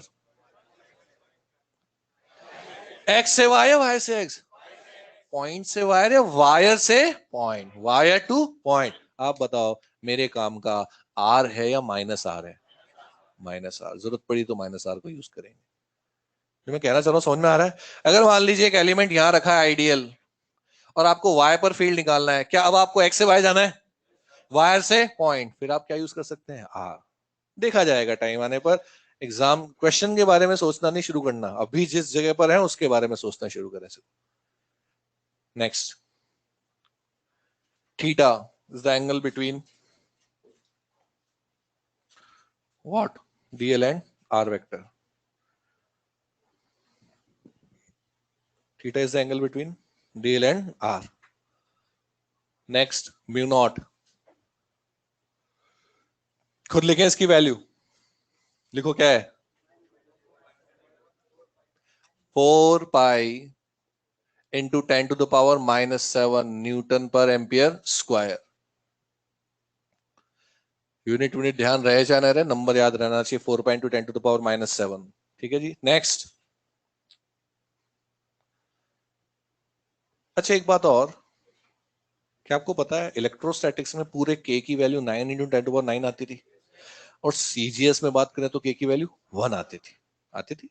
यहां भी इस पूरे के की वैल्यू म्यू नॉट बाय 4 पाई की वैल्यू 1 आती है सीजीएस में, लेकिन काम की बिल्कुल नहीं है। नहीं बनते इससे क्वेश्चन। क्वेश्चन एसआई से बनते हैं, एसआई में ही काम करेंगे हम। ठीक है। लिखो relative permeability mu R. Relative permeability mu R, formula लिखो म्यू अपॉन म्यू नॉट।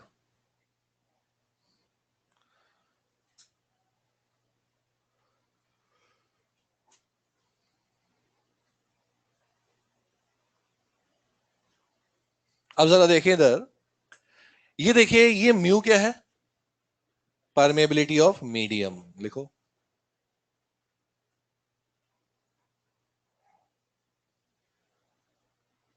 और म्यू नॉट क्या है? Permeability of free space. आप जानते ही हैं।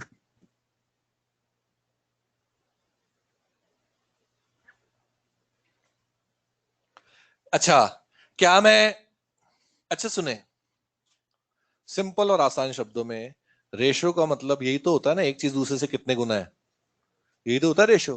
क्या मैं कह सकता हूं रिलेटिव परमेबिलिटी किसी मीडियम की परमेबिलिटी और फ्री स्पेस की परमेबिलिटी का रेशो है?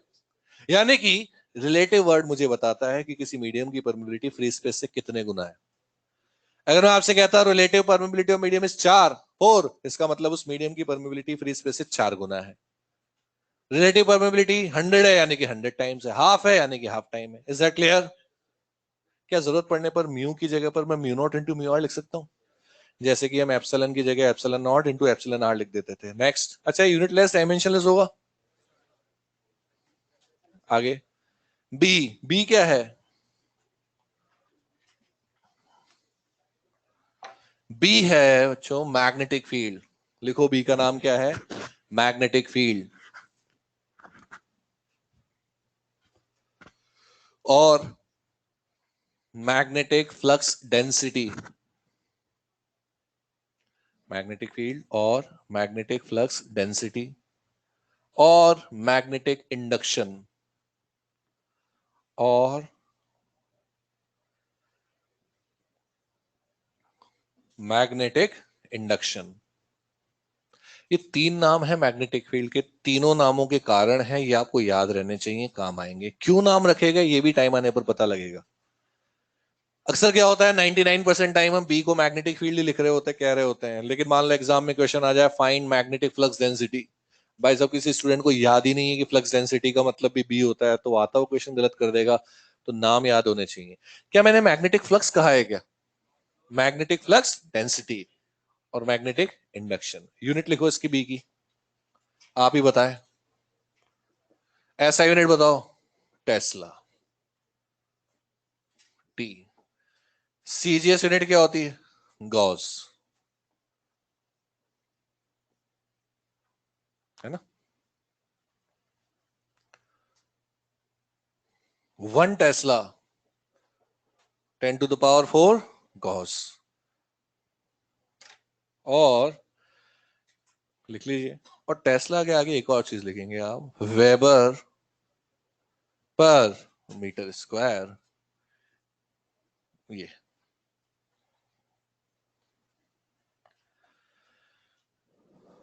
याद रह जाएगा। हालांकि देखिए, हम ऐसा यूनिट भी दो है, टेस्ला और वेबर पर मीटर स्क्वायर। हम वेबर पर मीटर स्क्वायर के बारे में ज्यादा डिस्कशन इस चैप्टर में नहीं करेंगे, क्योंकि अभी हम वेबर ही नहीं जानते। हम अक्सर देखेंगे हम टेस्ला में क्वेश्चन सॉल्व कर रहे होंगे। नेक्स्ट हेडिंग लिखें आप, वेक्टर फॉर्म ऑफ बीएसएल।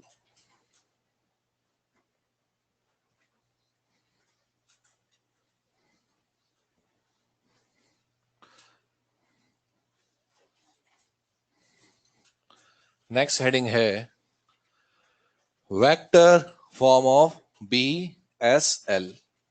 ये डायग्राम आप लोगों के पास पहले से बना हुआ है ना, इसी में देखिए वेक्टर साइन लगा दीजिए इन पर, तीनों पर। ठीक है। तो स्मॉल एलिमेंट के कारण यहां मैग्नेटिक फील्ड में क्या लिखता हूं, देखो, μ0/4 pi ideal sine theta by R square. यहां पर सुनेंगे आप बात को ध्यान से, ये कौन सा फॉर्म है भाई? स्केलर। मैं एक काम कर रहा हूं, मैं इसमें ऊपर और नीचे आर से मल्टीप्लाई कर रहा हूं, कर सकता हूं क्या? तो देखिए मैंने लिखा dB is equal to μ0/4 pi I D L R sine theta upon R cube. R से मल्टीप्लाई डिवाइड कर दिया। अब मैं यहां वेक्टर साइन लगा रहा हूं और एन कैप कोई डायरेक्शन दे रहा हूं इसको। आपको पता है ए क्रॉस बी को लिखा जा सकता है A B sine theta N cap. अगर ए क्रॉस बी को A B sine theta N cap लिखा जा सकता है, तो क्या जरूरत पड़ने पर उल्टा भी कर सकते हैं? A B sine theta N cap को क्या लिख सकते हैं? ए क्रॉस बी। सिमिलरली क्या मैं DL R sine theta N cap को डीएल क्रॉस आर लिख सकता हूं क्या? यस, बिल्कुल लिख सकता हूं। क्या बनेगा? DB is equal to what? μ0/4 pi I DL R sine theta N cap को मैंने लिखा DL cross R divided by R cube. This is called vector form of BSL. अब जरा सुने, देखिए यहां से लेकर यहां तक आने के लिए हम लोगों ने क्या किया, वेक्टर की एक छोटी सी ट्रिक का यूज किया। ये प्रॉपर मेथड नहीं है, ये बच्चों को, स्टूडेंट्स को रटवाने का तरीका है कि चलो बच्चों ऐसा करो, ऊपर नीचे आर से मल्टीप्लाई करके फॉर्मूला बना दो। नो, ये तरीका सही नहीं है। बायो सावर्ट ने ऐसा नहीं किया था कि घर बैठ गए आर से मल्टीप्लाई डिवाइड करके आंसर बना दिया। नो, ये एक्सपेरिमेंटली आया है। फंडामेंटल लॉ ऐसे नहीं बनते, एक्सपेरिमेंटली आए हैं। लॉजिक तो हम तो कुछ भी कारण दे सकते हैं। हम आर और आर से मल्टीप्लाई डिवाइड करने के बजाय किसी और से भी कर सकते थे नहीं कर सकते थे, लेकिन ये हमें आपको डायरेक्ट याद रखना है, इसका वैसे कोई मतलब नहीं। देखा जाए तो मैथमेटिकली आप इस चीज को चैलेंज कर सकते हैं। क्यों? क्योंकि DL R sine theta N cap को आप डीएल क्रॉस आर भी लिख सकते हैं, आर क्रॉस डीएल भी लिख सकते हैं। जब तक आप ये नहीं जानते कि कौन क्या है। बोलिए, तो मैं कहना चाहता हूं समझ में आ रहा है क्या? जैसे मान लो आपको कहीं लिखा हुआ मिलता है A B sine theta N cap, लेकिन आपको ना ए का डायरेक्शन पता है ना बी का ना एन कैप का, नहीं पता। तो आप क्या कह सकते हो? आप हो सकता है कोई इसको क्या मान ले, ए क्रॉस बी, कोई इसको क्या मान ले, बी क्रॉस ए। हालांकि एक ही सही होगा, लेकिन जब तक नहीं पता हम कुछ भी मान सकते हैं। यहां भी ऐसा है। तो इस चक्कर में मत पड़ना कि ऐसे आया था, ये रटा हुआ होना चाहिए, डायरेक्ट याद होना चाहिए, फंडामेंटल लॉ नेचर ने बनाया। हाँ, लिखा किसने? बायो सॉवर्ट्स ने, तो उनकी बात माननी पड़ेगी। तो वो कहते हैं कि अगर डीएल वेक्टर को करंट का डायरेक्शन असाइन कर दिया जाए और आर वेक्टर का डायरेक्शन वायर से पॉइंट की तरफ हो, तो ये फॉर्मूला बिल्कुल काम आएगा, आराम से इससे काम करते जाएंगे आप। Is that clear? अच्छा, क्या मैं किसी भी वेक्टर को उसके मैग्नीट्यूड और यूनिट वेक्टर के प्रोडक्ट फॉर्म में लिख सकता हूं क्या? बोलिए। R vector is equal to क्या लिख सकते हैं? R into R cap. क्या यहाँ आर इंटू आर कैप अगर मैं लिखूंगा तो डीबी क्या आएगा? Mu naught by 4 pi I DL vector cross R की जगह क्या लिखूं? R into R cap. नीचे क्या है? R cube. तो क्या बनेगा? R cap by R square. कुछ भी नहीं खास, एक ही तो बात है भाई। इसको हमने आर इंटू आर कैप लिखा, नीचे स्क्वायर बच गया, ये बन गया। ये भी वेक्टर फॉर्म है, ये भी वेक्टर फॉर्म है। क्वेश्चन बहुत इजी आ रहे हैं आजकल, कुछ भी पूछा जा सकता है, ये भी आ सकता है। क्लियर है? वेक्टर आ रहा है तो नीचे क्यूब आ रहा है, कैप आ रहा है तो स्क्वायर आ रहा है। लिखना चाहें तो लिखेंगे जल्दी से, फास्ट। डायग्राम पहले से बना चुके हैं आप लोग। और ये 2 स्टेप छोड़ना चाहें बड़ा आराम से छोड़ देना, कोई कोई कुछ नहीं कहने वाला है, ये काम के है भी नहीं।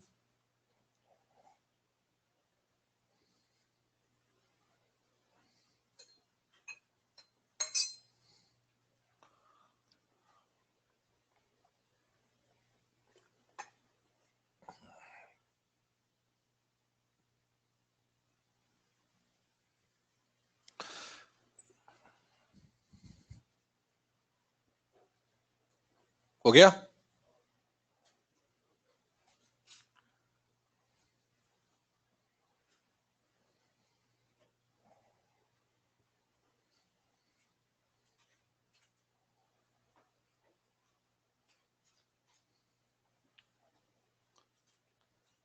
चलो, ये हटा रहा हूं मैं। अब देखिए, ये आपके पास एक वेक्टर फॉर्म आ चुका है, और जानते हैं आप कोई भी वेक्टर क्वांटिटी इनकम्प्लीट है जब तक आप उसका डायरेक्शन नहीं जानते। तो हमारे पास ये जो वेक्टर फॉर्म आ गया, इससे डायरेक्शन भी आ गया और मैग्नीट्यूड भी आ गया।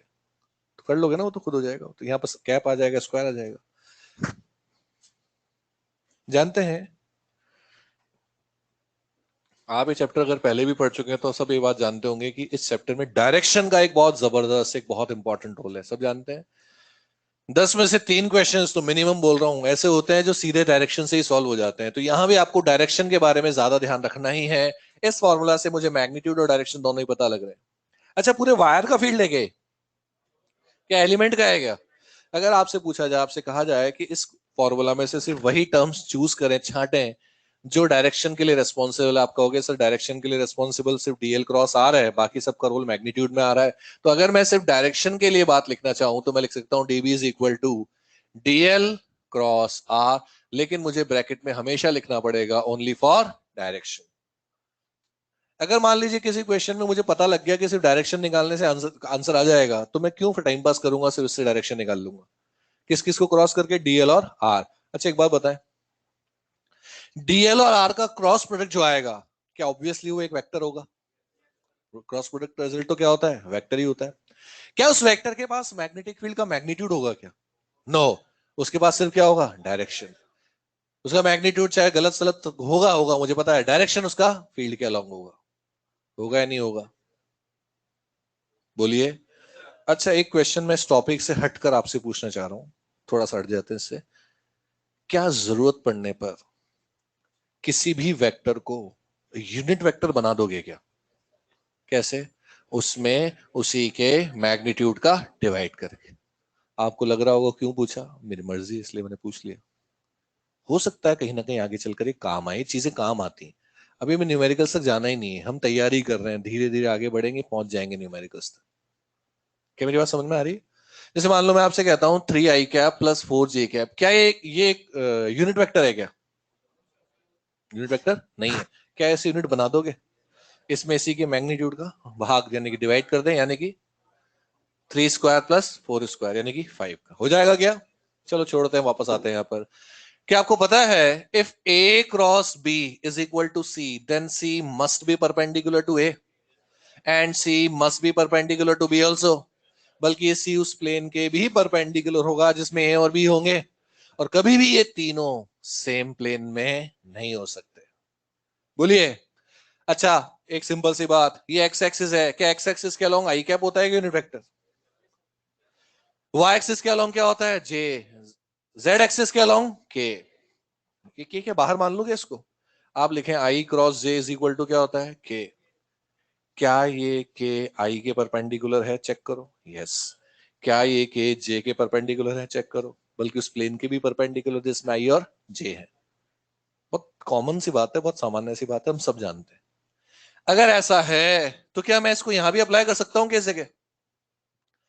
डीबी अगर डीएल और आर के क्रॉस प्रोडक्ट से आ रहा है then I must say DB must be perpendicular to DL and DB must be perpendicular to R. और आज तक के लेक्चर में जो सबसे इंपॉर्टेंट चीज हमने पढ़ी वो यही है। इसको आसान शब्दों में कहते हैं, बनने वाला मैग्नेटिक फील्ड डीएल के परपेंडिकुलर होता है। डीएल वेक्टर किसका डायरेक्शन? करंट का। करंट किस में फ्लो हो रहा है? वायर में। यानी कि बनने वाला मैग्नेटिक फील्ड वायर के परपेंडिकुलर होता है, और वायर को पॉइंट से ज्वाइन करने वाली लाइन के भी परपेंडिकुलर होता है, और ये तीनों कभी भी कभी भी कभी भी सेम प्लेन में हो ही नहीं सकते। आप जब क्वेश्चंस करेंगे, न्यूमेरिकल्स करेंगे इस चैप्टर के, 90% न्यूमेरिकल्स जब आप देखेंगे इस तरह से होते हैं। उन 90% न्यूमेरिकल्स में से इन तीनों में से कौन तीन? डीबीडीएल और आर। डीबीडीएल और आरडीबी का मतलब बी हो गया। तीन में से दो बोर्ड के प्लेन पर दे देंगे तो आपको पता है तीसरा इस बोर्ड के प्लेन पर एग्जिस्ट कर ही नहीं सकता। इस डायग्राम को देखो। क्या इस डायग्राम में ये वायर यानी कि डीएल के बोर्ड के प्लेन पर है? यस। क्या इस वायर को पॉइंट से मिलाने वाली लाइन आर इस बोर्ड के प्लेन पर है? यस। तो डीएल और आर इस बोर्ड के प्लेन पर है, मैग्नेटिक फील्ड का डायरेक्शन इस बोर्ड के प्लेन पर आ ही नहीं सकता। किसी ने कहा कि ये मैग्नेटिक फील्ड है, आंख बंद करके कह देना गलत है, क्योंकि तीनों सेम प्लेन में नहीं हो सकते। ये दोनों अगर इधर हैं तो इस बी को या तो परपेंडिकुलरली इनवर्ड होना होगा या आउटवर्ड होना होगा। लगभग हर क्वेश्चन में आपको तीन में से दो पेपर के प्लेन पर दे देंगे तो तीसरा या तो अंदर होगा या बाहर। और जब बार बार कोई ना कोई अंदर या बाहर है तो हमें एक नए साइन कन्वेक्शन की जरूरत पड़ती है जो आप जानते हैं, which is cross and dot. Cross का मतलब सब जानते हैं क्या होगा? Inwards. Perpendicular to the plane of paper. Dot का मतलब आउटवर्ड। लिख लोगे ना? लिखो इसको जल्दी से।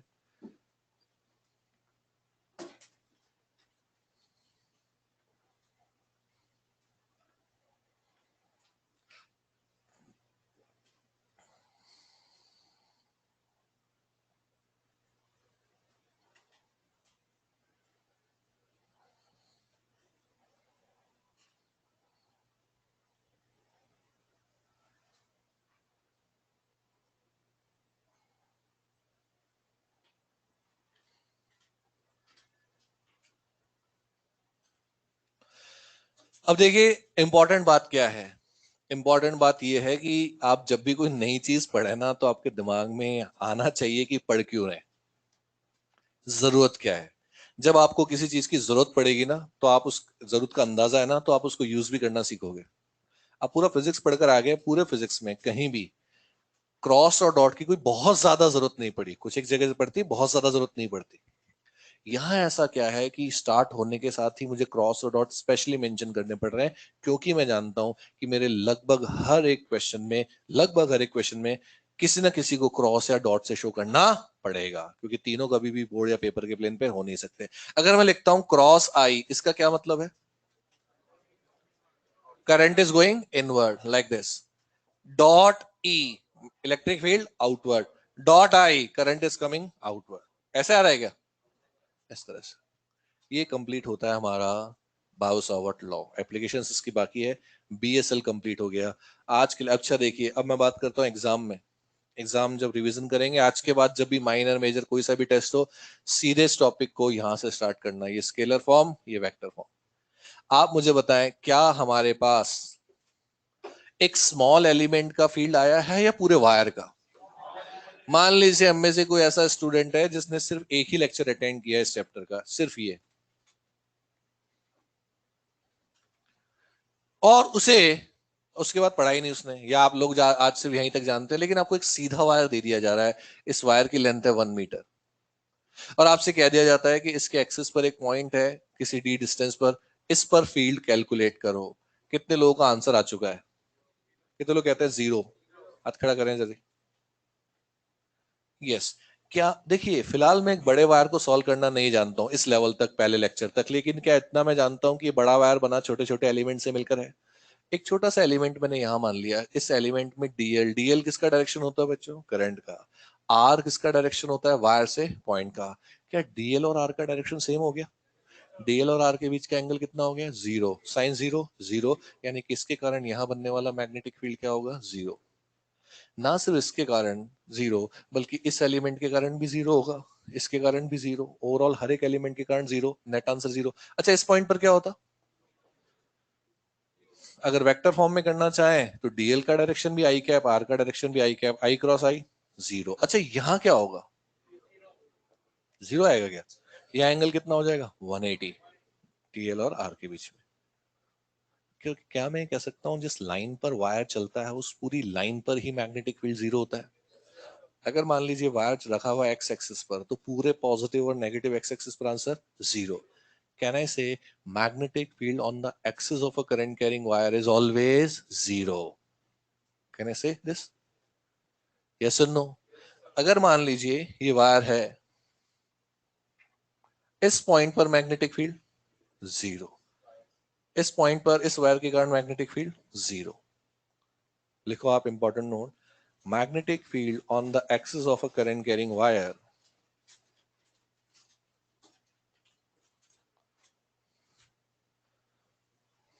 magnetic field on the axis of a current carrying wire is always 0.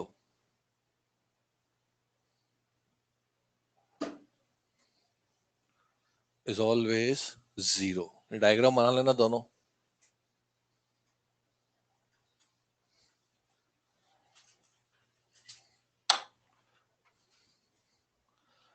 अब देखिए, ये जो स्टेटमेंट मैंने आपको लिखवाया ना, ये हर स्टूडेंट को याद होता है, लेकिन इसे अप्लाई आपको करना चाहिए। कई बार ऐसा होगा कि आपके सामने दो या दो से ज्यादा, 3 4 5 वायर्स आ जाते हैं। दिखने में क्वेश्चन थोड़ा सा डरावना लगता है, थोड़ा सा कॉम्प्लिकेटेड नजर आता है। ऐसी स्थिति में आपको सबसे पहले उन क्वेश्चंस, उन वायर्स को हटा देना होता है जिनका आंसर 0 आ रहा होता है। आपको क्वेश्चन बहुत आसान फॉर्म में से कन्वर्ट होता हुआ नजर आता है। जैसे मान लो मैं आपको कह रहा हूं एक ट्रायंगुलर लूप है, इसमें करंट फ्लो हो रहा है, और मुझे इस पॉइंट पर मैग्नेटिक फील्ड फाइंड करना है, एक कोने पर, एक वर्टेक्स पर। क्या मैं जानता हूं कि मुझे यहाँ सिर्फ एक ही वायर को सॉल्व करना है? सिर्फ एक को। क्या ये पॉइंट इस वायर के एक्सिस पर है? 0। इसके भी एक्सिस पर है, यानी कि इन दोनों को सॉल्व करना ही नहीं है। अल्टीमेटली क्वेश्चन सिर्फ इतना सा है कि इस वायर के कारण यहां फील्ड बताओ। बोलिए। तो मैं यहां पर अभी ये तो नहीं जानता कि इस वायर के कारण यहां और यहां फील्ड क्या होगा, लेकिन 0 कहां कहां होगा ये मैं जान चुका हूं। बोलिए। अगर मान लीजिए मैं आपसे कहता हूं ये है एक शेप इस तरह से, मुझे इस पॉइंट पर फील्ड फाइंड करना है, कितने वायर सॉल्व करूं? वो भी कौन सा? आर्क। सिर्फ आर्क को सॉल्व करना है क्या? Very good. क्या आप कह सकते हैं ये पॉइंट इसके एक्सिस पर है? आंसर 0। क्या ये पॉइंट इसके एक्सिस पर है? आंसर 0। सिर्फ इसको सॉल्व करेंगे, टाइम आने पर देख लेंगे। नेक्स्ट क्वेश्चन लिखें। Current I is flowing in a long straight wire.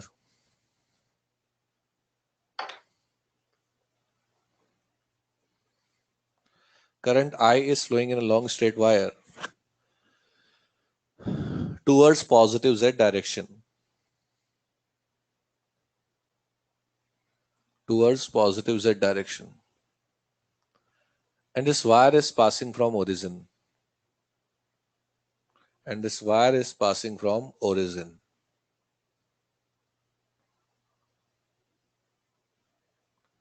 Then find magnetic field at point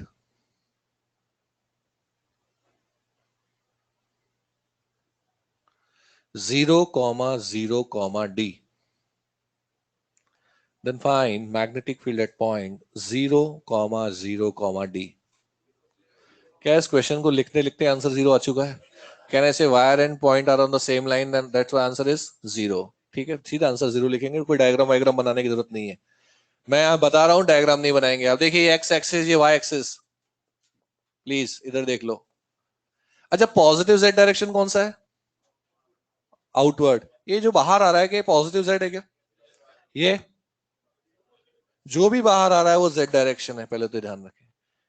Z में भी जाना है और ओरिजिन से भी जाना है, ये भी लिखा हुआ है ना, तो वायर यहां होगा ओरिजिन से।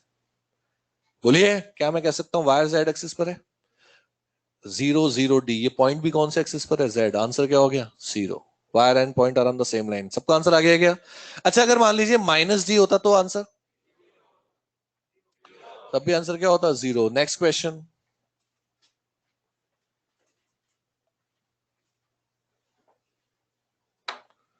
Small current element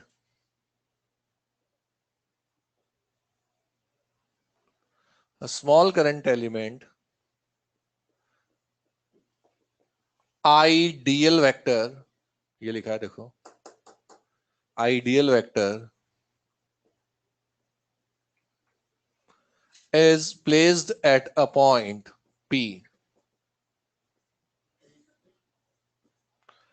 is placed at a point P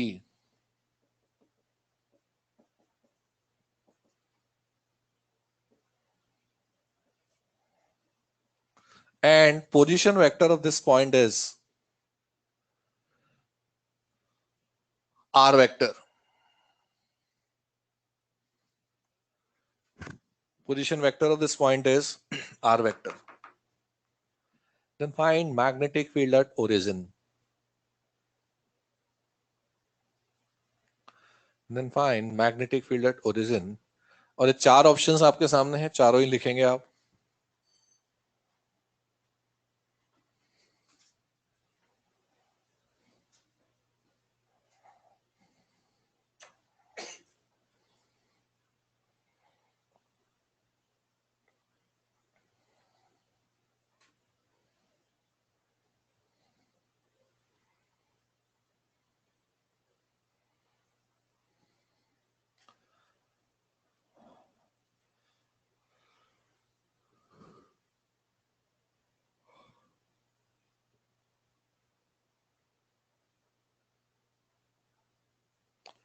हो गया? अच्छा एक बात सुने, मेरे हिसाब से, अच्छा पहले बताओ कितने लोगों का आंसर आ गया, हाथ खड़ा करेंगे।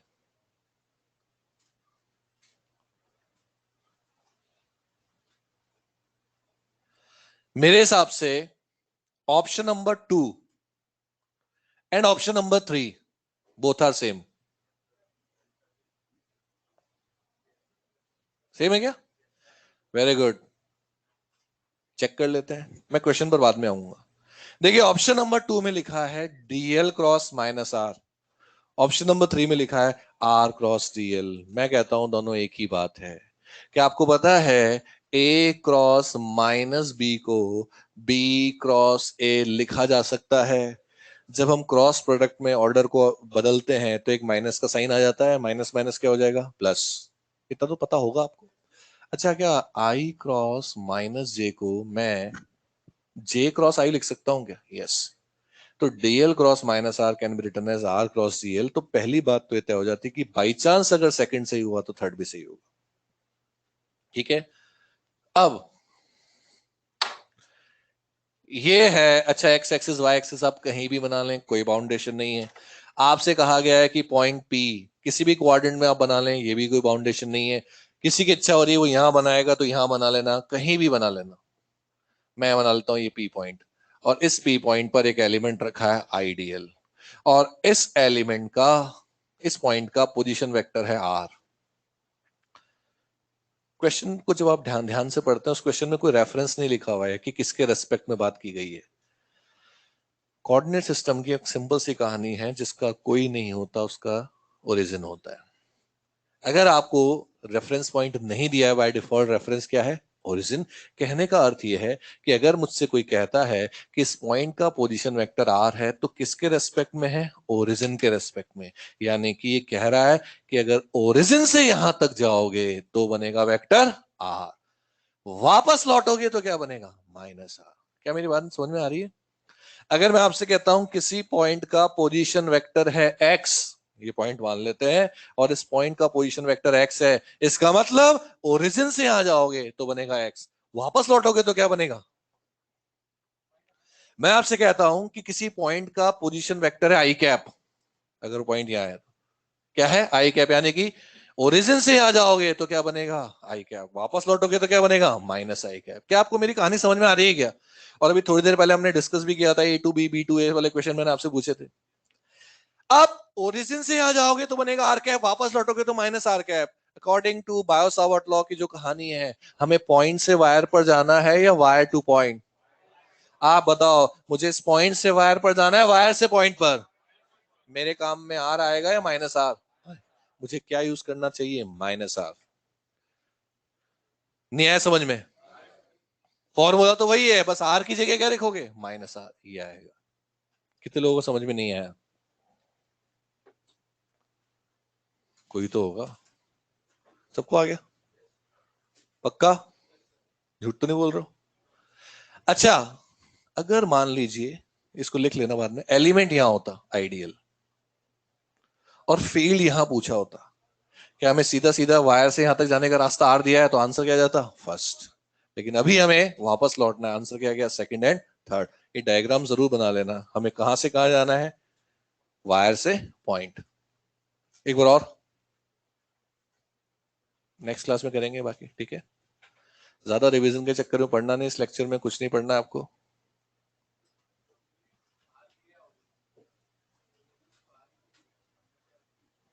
क्योंकि दिया हुआ है ना क्वेश्चन में आर है, लिखा है ना क्वेश्चन में आर वेक्टर, लिखा तो है पोजीशन वेक्टर इज आर। यही सिस्टम होता है, जैसे आपको तो मैं बोलता हूँ 5, अब इसको 5 को +5 मानोगे -5 मानोगे, +5 बाय डिफॉल्ट आप लोगे। कोई भी चीज आपसे मैं कह रहा हूं कि इस पॉइंट का पोजीशन वेक्टर आर है, तो किसके रेस्पेक्ट में, ओरिजिन के रेस्पेक्ट में है। यानी कि मैं ओरिजिन से आ जाऊंगा तो यही सिस्टम है, तो उसको आर कहेंगे, वापस लौटेंगे तो माइनस आर है। बाकी नेक्स्ट लेक्चर में देखेंगे।